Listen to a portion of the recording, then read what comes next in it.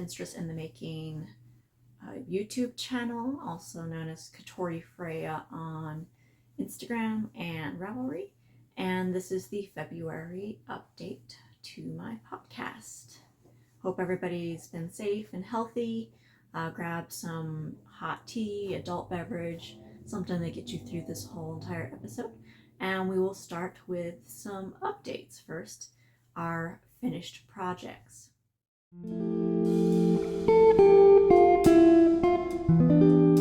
Alright, so for finished projects, I have been, working on some things, but honestly, I haven't gotten that much done because I seem to have picked up a few extra projects for this month. So without further ado, this is my first finished project. It is the simple socks for my sister. Look at these. There is no sock pattern. I basically kind of just asked my sister what kind of a length sock that she wanted. She kind of wanted it up half the calf. Because of the pattern of this, I was like, I don't need to make it super busy. And so basically I think it's about 8 inches for the leg.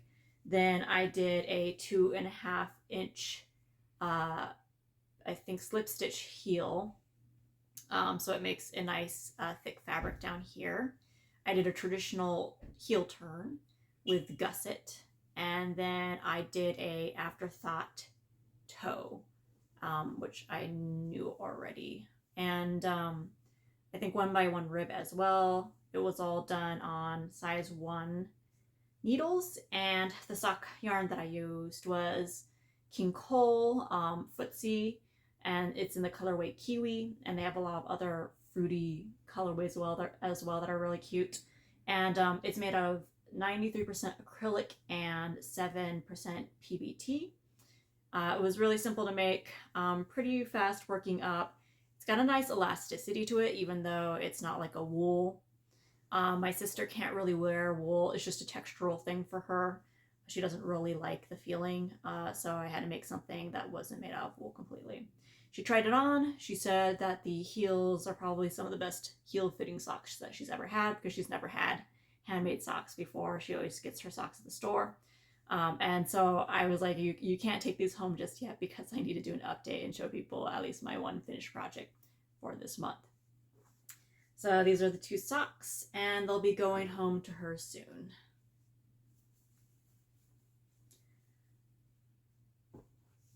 Now let's go on to our works in progress.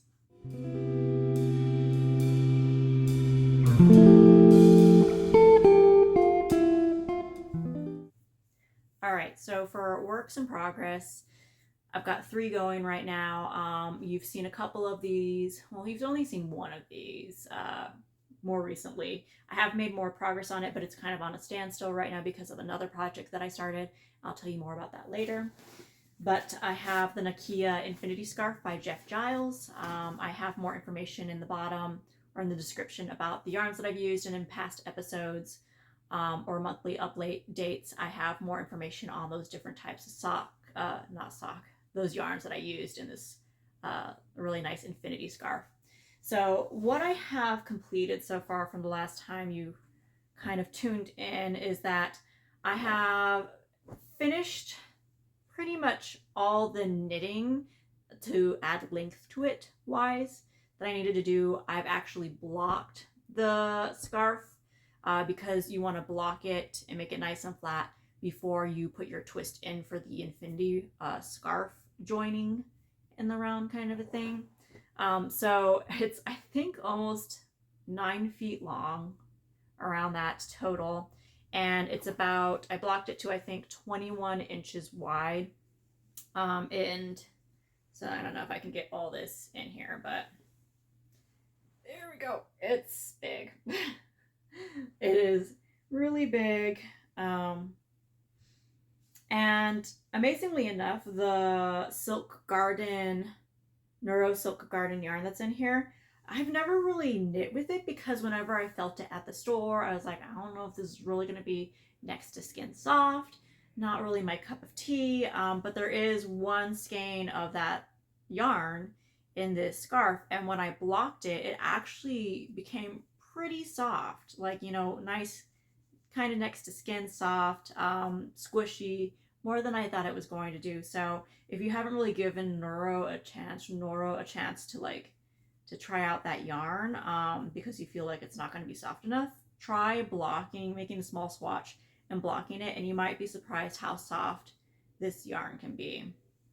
But this is the Noro yarn right here, one patch of it here, and then I've got another patch of it right in here. So it is blocked. I have yet to weave in the ends. I always tend to weave in my ends after I've been done blocking and I've kind of finished the project. And as you can see, I kind of have it wrapped around my needles. So after blocking, I had this end right here was on some yarn that was holding these life stitches down at the bottom. And so now that I have my life stitches at the top and my life stitches at the bottom, I'm going to Kitchener stitch this all together. So I'm set up for that. I have my twist in my actual infinity scarf. And so once I've completed the Kitchener stitch, then I'll weave in the other ends. I also have these little stitch markers in a few places at the beginning of the scarf from like this area right in here. It's hard to kind of show now that it's actually blocked. I'll do this number. You can kind of see those stitch markers on the project still. That's an area where I am supposed to take some of my yarn and like weave in between the stitches and add just like a woven texture to like a few areas down here. It's just mainly for texture. You don't have to do it. It is part of the pattern though. And so I've left these markers in to show where like which general row I need to do that on if I choose to do it. And you know, it's something that you can do while you're making it. And you can also weave them in when you're done blocking it and finishing the rest of the body. But yeah, it's going to be really nice and big. I should be able to, once I have this stitched together, I should be able to wrap it a couple times around my neck. And it's just going to be like a really nice cozy, I could just put this over my head and it'll be like a really nice cozy cowl / maybe headpiece just to keep warm. So far it feels really nice now that I've blocked it. I did have a little bit of bleeding happening from the Moorland, which is Madeline Tosh Leicht. But I think after washing it a few more times, it should hopefully stop bleeding. It hasn't affected any of the other colors. So I am almost done with this. Just like I said, I need to do the Kitchener stitch up in here. And then weave in some of these ends and possibly add in those woven accents in this area. So that is the first one. As you can see, it's big. Let me pull this back together. And I pretty much have used all 7 skeins that I was planning to try and use on these. I'll have a little bit extra of the Barocco Light for the weaving in of those accents if I want to do it, but I have gotten quite a bit of yarn out of my stash just from this project alone. So that's where I am on the Nakia Infinity Scarf. And then a new Whitman project, but you've seen it before if you've watched some of my past episodes. I like to spin yarn as well, and so I talked about a 4-ounce chunk of Cheviot, 100% Cheviot roving, and I have spun it up and chain plied it into a sock weight yarn. And so I was, and I am, using it for a sock, but it's kind of an interesting, this is the first time I have used my own sock yarn to knit a sock. I've used some of my other hand spun yarns to do shawls, which are not really, you know, fit wise, it's not important as much.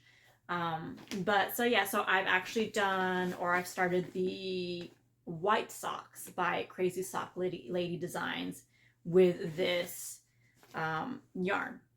So here's just a quick look at the yarn that I've spun, and it's pretty consistent, which is nice. And it has a lot of twist in it, so it's very structured. I've noticed with some of the other sock yarns that I've used from companies, you knit it and, you know, it kind of like molds together. This like holds its structure. So that was very much a learning experience to start knitting with my own sock yarn, because I cast it on with size 1 needles, which I have done before with other socks. And let me see, actually, let me grab an example really quick. You won't be able to see the difference because of something that I did, but let me get back to you really quick. All right, I'm back. So these are some socks that, if you've seen some of my earlier podcasts, you've seen I've made before. It's made out of a sock weight yarn. It's 100% BLF, and something that I got in England, but it's your store-bought yarn, sock yarn. And it's made with size 1 US needles. 64 stitches were cast on. And as you can see, like, it's a pretty nice standard sock. And basically, when I started knitting with my hand spun, I cast it on the same amount of stitches, used the same needle. So 64 stitches, a 1 US size needle. And this sock was like turned out a couple centimeters like positive ease on the leg. The foot itself was over a couple inches positive ease over the foot, when like if I put this one on, it has negative ease. It fit fine, everything. It was just amazing how different it was just by changing your yarn, that like this blew up. And I knit the whole sock, got all the way down to the toe, didn't cast off, took it to this knit night, showed it to people, and they were like, this has positive ease, you're not going to be able to wear it. So I ended up ripping out the whole entire sock and casting it back on. So what I changed was, instead of 64 stitches, I went down to 56 stitches to help reduce the amount of positive ease that was in my leg. It was by far not as much as what was in the foot. So I did that, worked it down all the way to the bottom. I learned a new heel. I did the eye of a partridge heel, about 2.5 inches long, traditional heel turn.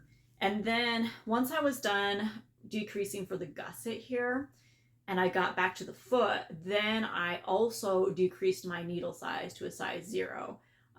So I took down the stitch size, and then I also took down needle size when I came to the foot, and then worked my way all the way to the end, tried it on as I went, and now it fits pretty snugly and nice on my foot. It's no longer got positive ease.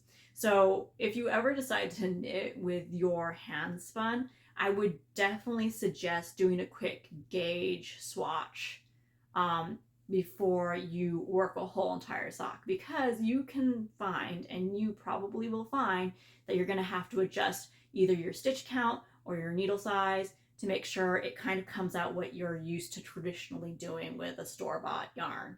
And, you know, maybe it's just the wool itself. This is so like structured and tightly twisted and springy that it doesn't really like, it just didn't really collapse in on itself. It just created a thicker, wider, and broader sock than per se a traditional, maybe 2-ply. This might be a 2-ply sock yarn. This is a 3-ply with tight twist. So just do yourself a favor, do a quick gauge, and figure out if you're going to need to adjust your stitch count and needle sizes to do a sock. So as you can see, I have completed one sock of this whole entire skein. I definitely should have enough for the second one. And let me see if I can just put it on really quick without doing some weird stuff, but just trying to model it a little bit, which is gonna be awkward. A few moments later. All right, let's see if I can bend my leg. But here, as you can see, negative ease, it's fitting nice and well on the foot. everything. It's got this fun little zigzag definition from the pattern right here, which you probably can't see. I'll try and take some pictures of it, post it up there for you. But yeah, so it actually fits really nicely. I was worried that this wool was going to be super itchy, but for my foot, it's not bad. I'll definitely be fine wearing it. It's got really good structure, so maybe I'll try and take it hiking at some point. The only thing that I guess I'll have to be careful with is that I don't felt this when I try to wash it, because most of my socks that I've been making right now are for superwash or from superwash wool. So I'm able to wash it and then hang it up to dry.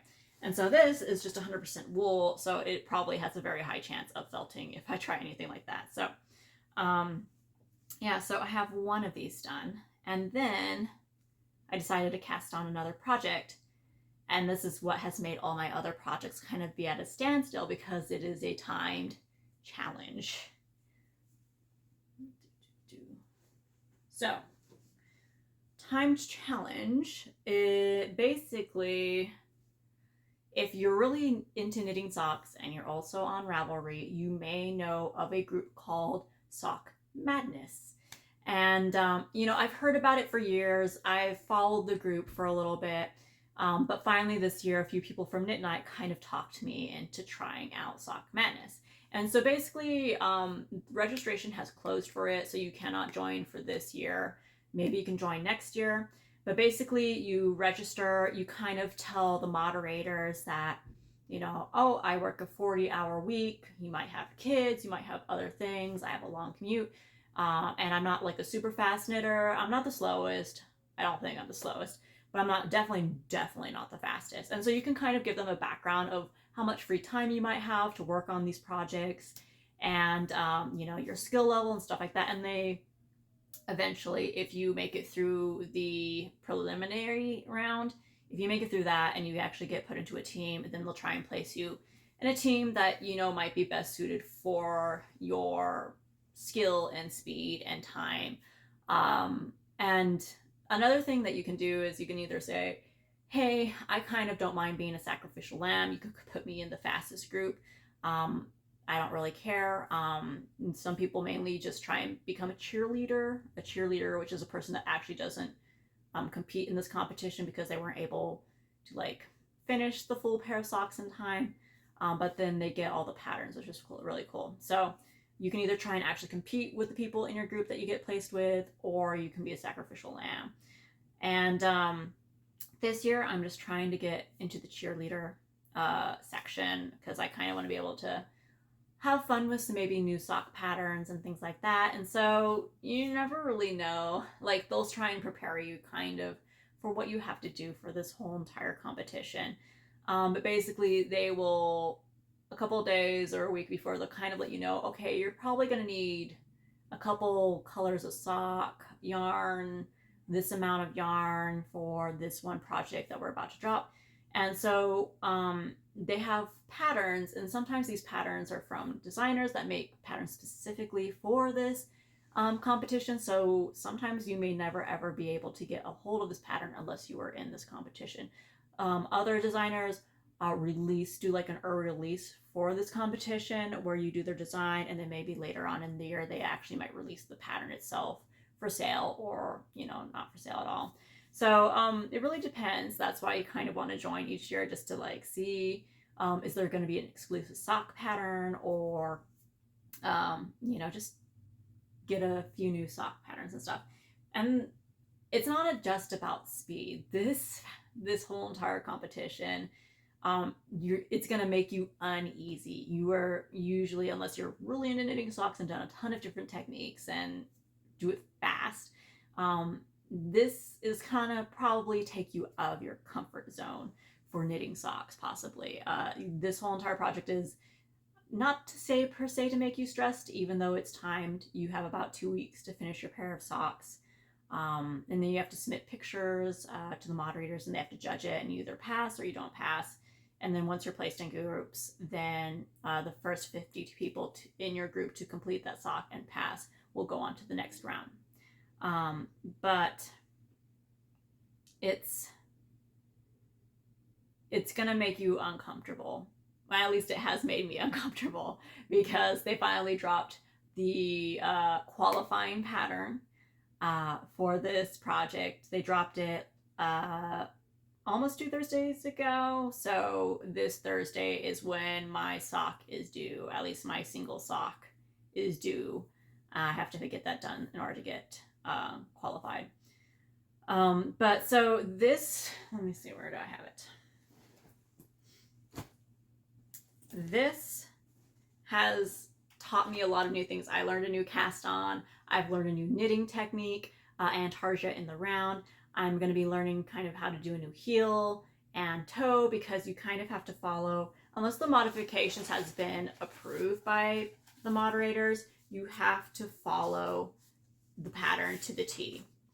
I won't show you the pattern because we're not allowed to. I will post a picture of the Ravelry project link to it so you can look at it.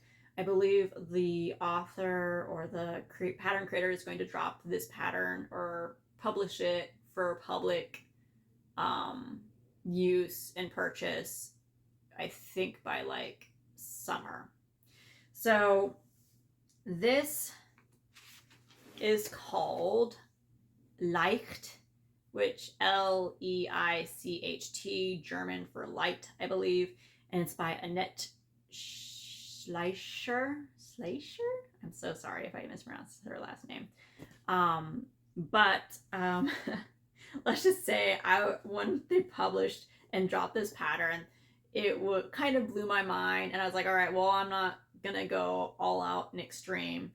But basically, as you can see by the picture that I've posted, it's got like the sock, and it's got balloons, and then there's a little girl holding on to the balloons, and they said you could do a different color for every single balloon if you wanted to. So these socks could be up to 34 different like colors based on the balloons, because there's 17 balloons in each of the socks. And I had never done Antarja in the round, and it was just kind of this whole entire new process. So this is where I'm at. This weekend I am planning to kind of kick my butt into gear and try and finish off this sock as much as possible. But I am almost done with my balloons. As you can see, I've got a huge amount that I need to, I've kind of tied the areas where I've finished those colors, and then once I completely finish my balloons, I will cut my string short and then continue working it. But here, it's kind of hard to see. I chose 4 different colors for my balloons. You had to have a minimum of 4 colors for your balloons, so that way each balloon that was next to each other would not be the same color. So I'll go through the yarns that I used in this, but this is kind of where I'm at right now. I'm almost done with the balloons, and then I'll be knitting for a little bit, and then there will be the girl and then the toe, which is a different color. So needless to say, it has definitely put me out of my comfort zone, but I really highly suggest that if you kind of want to do a little fun competitive thing, you think you can be like a pretty fast knitter, and you just want to learn something new and force yourself out of like your usual habit, next year maybe try joining Sock Madness and just read the rules. They're very, strict about the rules. So as long as you follow it to the T, hopefully you'll have a fun time doing it. But so let me see. So for the blue, which is my sky, this is my main color, and it is the Expression Fiber Arts Water Lilies. It's 100% superwash, and it's made out of her Resilient Superwash Merino sock yarn, and there's 300 yards of it. So I'm hoping this will get me through both of the socks because of all the color work that's involved with this. So there's that. And then for the balloons, I try to use different sock yarn that I kind of had used before. They're kind of scrap or extra balls of stuff just that I haven't gotten around to using, but they're still in my stash. So you guys have seen this sock yarn before if you've watched my past episodes, but this is False Fall by Stitch Together. It's her smooth sock base, It's 75% superwash and 25% nylon. There was originally 463 yards to it. I did use this in a past sock pattern, so that's why I have a little bit less, but I could still probably do a short sock with this leftover yarn. So this is one of the balloon colors. You can no longer get this yarn anymore because the dyer has stopped dyeing, unfortunately. So that was one of my balloons. Another balloon is this one, and it's Elite Classic Yarns, Yuri base, and it's in the colorway Poppy. And this one has 75% merino, 25% nylon. 100 gram hank of this has about 436 yards. I use this for my Paloma sweater, and I also held it with mohair for my Paloma sweater. But I still have a couple hanks of this left. Still trying to figure out what I want to do with it, so I decided to use some of it for my balloons. And it contrasts pretty good for most of these. There is a few spots in this yellow one that has orange, and so I'm always afraid that if they're right next to each other, and there's probably like 1 or 2 instances in this whole entire sock where there's going to be an orange very similar to this one right next to it, but it's actually part of this yarn. So there's that. The white in the sock is the Expression Fibers Playa, which is the colorway. A Resilient Super Wash sock again. I only have 100 yards of this, 100% superwash, if I did not already mention that.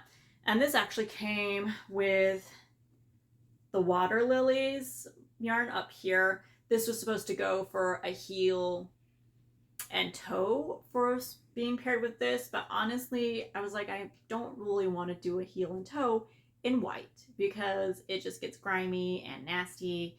And so we're just going to be using it for the white in here, and it has little spots of blue in it and everything. So that is the third balloon color. And then the last balloon color is the Malabrigo's Ursula 365 sock base. So with 100 grams of this, you'll get about 440 yards and is 100% superwash.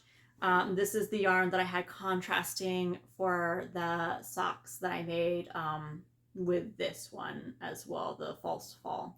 So there's these two that I made socks with originally. And I had this left over. So this is the nice dark purple in this sock. So like I said, I need to finish my balloons, and then I will be moving on to the girl that's holding these balloons, and also I would be using the same color for the girl as for the earth, which is the contrasting toe for this sock. So this, I decided to use this yarn for the girl in the pattern. It's a nice pink color with some spots and speckles that kind of, I think, pay a nice homage to some of the pinks and purples that are in this blue for the water lilies. And so this is Alegria, and it's made by Manos del Uruguay, and it's superwash merino, I believe 75% superwash merino and 25% polyamide. And since it's only going to be a little bit of use within the sock, I should have enough to do a different type of sock with it once I'm done. So that will be the girl, and then I think that's it for all the sock yarn that I'm using in this. Like I said, I didn't want to go crazy with it and do 34 different colors for my balloons. I don't think I even have 34 different colorways of sock yarn in my stash, but if you really love making socks and you like to keep your scraps, then I've seen people just go through a whole entire case of scrap yarns to make this sock, because you can look up this pattern on Ravelry, and the nice thing is that for this project or this whole entire competition is you have to create a project entry into Ravelry, and then like link the pattern and everything. So like you'll see a lot of completed socks for the Leicht pattern now, because we have to do that for Sock Madness to send it to the moderators for them to judge it and then approve it or decline it. And so that is what I'm currently working on. It is timed, so I'm gonna hopefully get this done by at least Wednesday and submit it, and then hopefully if I pass, then Thursday I would be placed in a group, and then I can decide if I want to continue in this competition or if I just want to be a cheerleader and just like cheer everybody on. But then I'll also hopefully still get patterns, which is cool.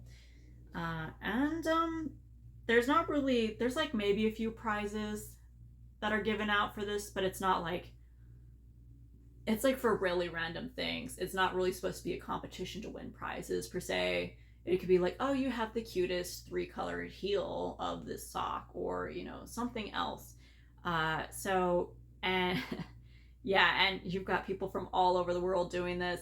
People will complete socks within 12 to 16 hours of the pattern releasing. Other people are slower. It's all just to have fun. So that is my current thing that I'm working on, and I will be working on this tonight and tomorrow a lot. It is currently the weekend right now. It's the 25th of February. So I've got till this coming Thursday to complete this sock. And then like once you get used to the intarsia in the round, it's actually not too bad. I'm just very OCD about my tension.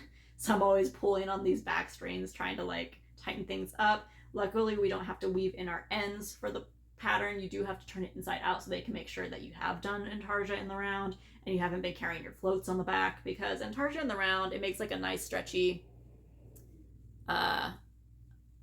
it makes the yarn, like socks nice and stretchy, but as you can see, hopefully you can see, I'm not carrying yarn on the back. I'm just like looping, and you can kind of see this kind of sewn looking, you're just like switching your yarn so that they lock and then continue to knit with the next one. And so that's why we've got a lot of ends here. You cut your yarns to the right length. That will hopefully get you through your balloon, and you're just combing through it, switching around, knitting it. It's been an experience, and I would say it's a very good one.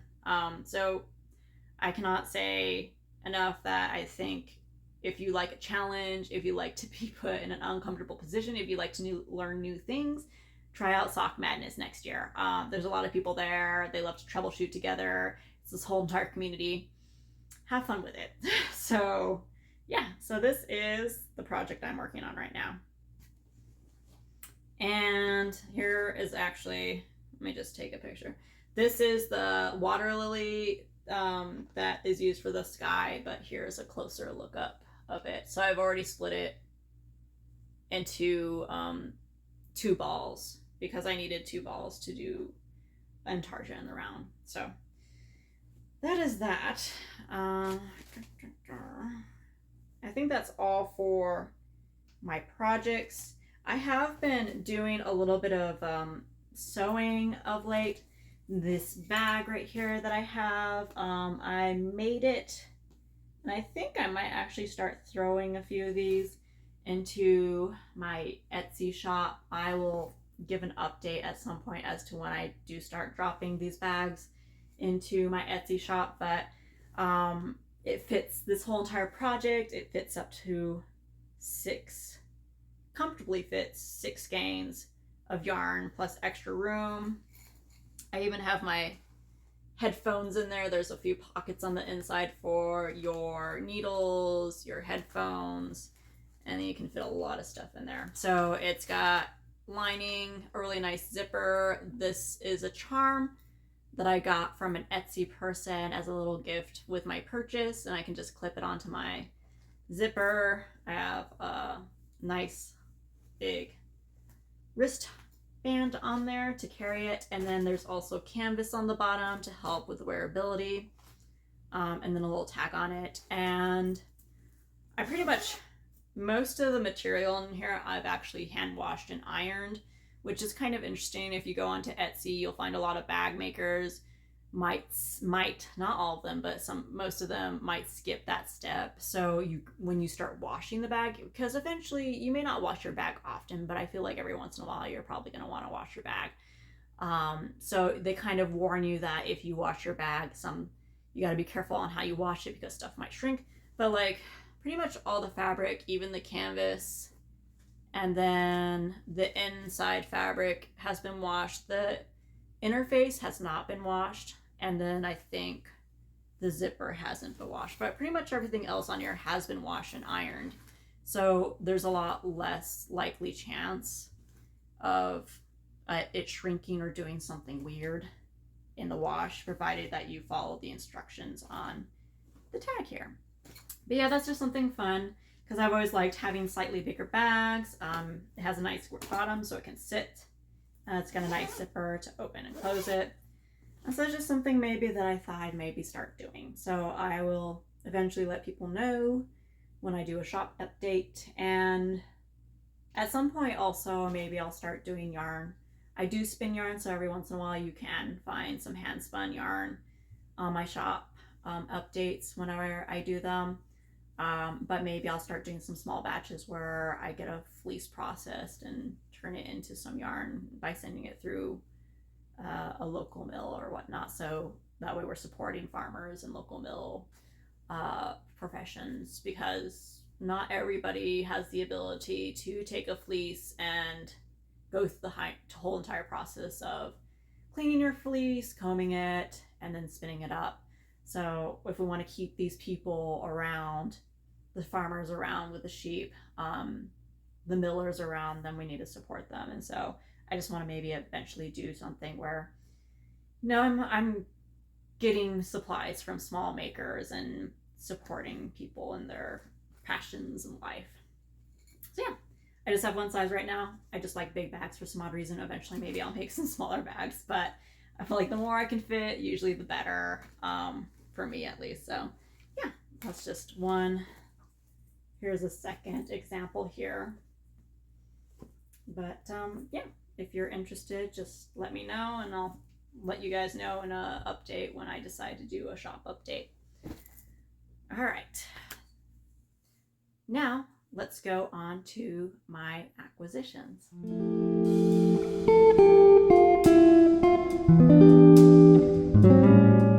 As you all know, I'm trying not to bring in a lot of yarn into my stash, but I still have that monthly subscription to Annie's Sock Love to Knit Sock Club. And so for the month of February, I can't find where I put the pattern for it, but I can log on online and print it out again. It's kind of cute. It's got like pearls and knit stitches that kind of make a checkered effect on the top of the sock. But the sock yarn that I got in this month's sock club is this guy right here.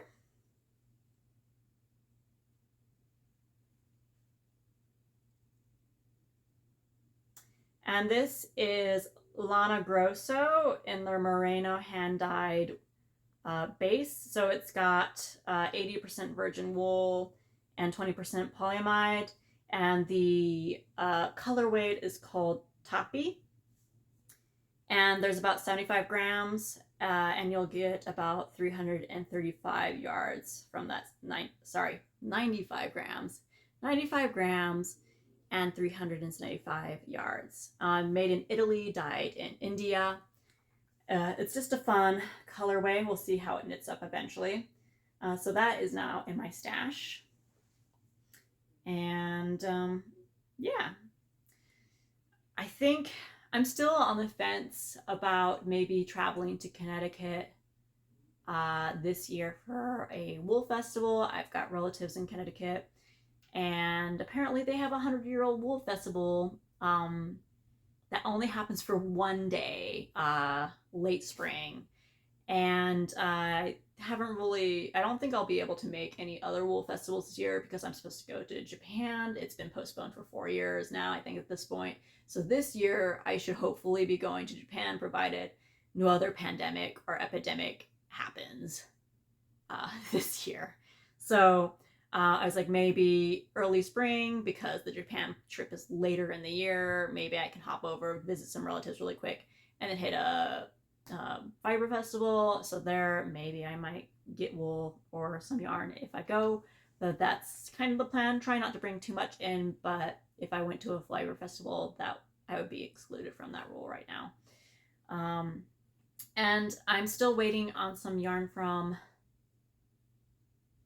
Big Little Yarn, Big Little Yarn Company. Sorry, I want to always switch big or little, but in December I ordered some skeins from the company when she had her December update. She's still currently dyeing up those orders, so maybe next month is when I will receive them, but I haven't received it yet, so I can't really show that off. And also it's for a sweater project, and I haven't gotten around to sweaters because I've been doing all the socks and trying to finish a shawl here. So this is the only acquisition for this month. And now we'll go on to future projects. Future projects, luckily I finally got the Watt socks off of my future projects list. I still, however, have the Holly sweater by Rimmen, and that is not a free pattern. It's about $7.43 USD. I plan to rip apart a sweater I've already made and reknit it in that pattern. I also have on my list Lake Reed hat by Asita Krebs. This pattern is free. I want to use some of the, I believe I have Barocco millifleur left over that I was using in my shawl here, or my scarf, and so I want to make a hat to go with that eventually.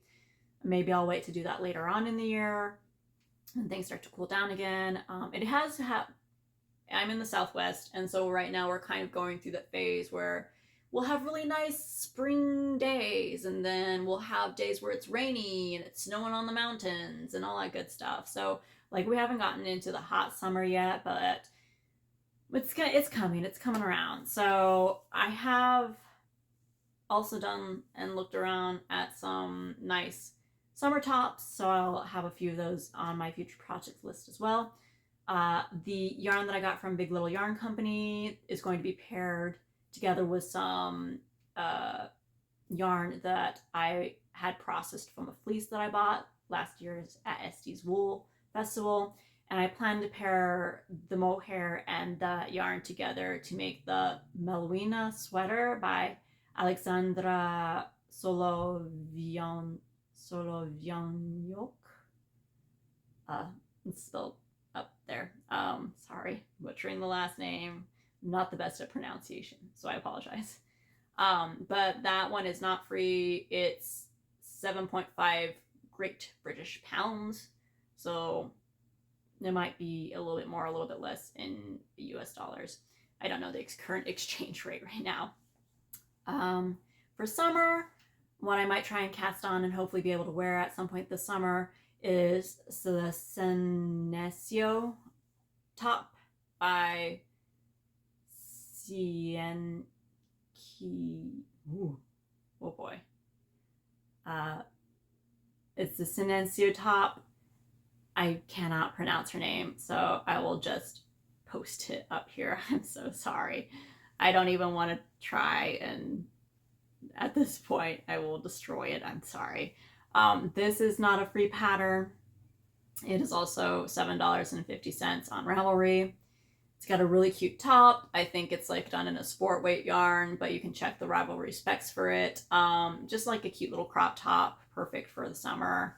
Something light, but like maybe still warm enough to keep you warm if you go inside and do stuff. And then there's also Top Primavera by Isabel Nascimento. And this is a free pattern. And the fun thing about this is that in the picture, I think you see the lace piece worked on the front for this top. But actually, if you scroll through the pictures on Ravelry for this pattern, a lot of people have turned it around. So you've got like a nice plain front, and then you've got this beautiful laced pattern with the V on the back. And that's a free pattern. And so that would be, I think, a really nice top to have for the summer as well. So these are just some of the things I'm hoping to do for future projects. Once I finish Sock Madness, or at least hopefully qualify, and then I can stop and maybe try and be more competitive next year. Once I finish those, I need to finish my Watt socks completely, and then also my Nakia. So these are just very much future projects. I'm slowly working through them. As you can see, I've taken the Watt socks off its future, and now it's actually being a work in progress. And I'm still waiting on some yarns to come in for some of these other future projects, and I just gotta, unravel sweaters and stuff for other things. But let me know what you guys are going to be making for the summer. If you have any cool patterns you want to give a shout out to, or if you follow anybody on YouTube that are listing kind of fun new patterns, what is it? Cozy Cardigans is part of the Big Little Yarn company. She likes to post her projects. There is the Young Folk Knits. She also likes to post podcasts and also patterns that she suggests. And, there's a really just nice big whole entire community out there. So Stitches and Starlight with Tashiana. She loves to knit and spin, going through the whole entire wool to finish project kind of a timeline, which is awesome because not a lot of people are doing that on YouTube. So she's fun to watch. The amount of projects that she has, her D&D obsession, just everything. It's a fun ride. So shout out anybody you think is worth watching on YouTube for the podcast and just for a good time. And let's just support everybody in this wonderful community. And if you have any questions, feel free to reach out. I also have my Instagram, which is Katori Freya. You can friend me on Ravelry, also Katori Freya. And I will hopefully see you guys next month, and hopefully y'all stay healthy, and I will see you guys later. Happy crafting.